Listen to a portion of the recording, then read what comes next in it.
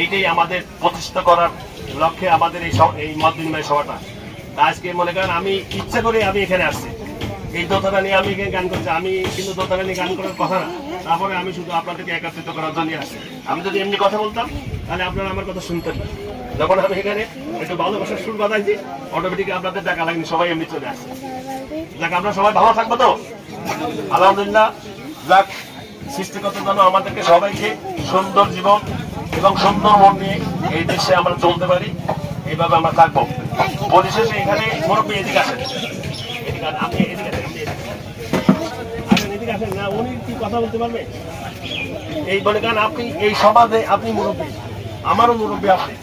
আপনি এই সমাজে সবাইকে ছোট্ট করে এক 2 মিনিটের মধ্যে কথা বলেন।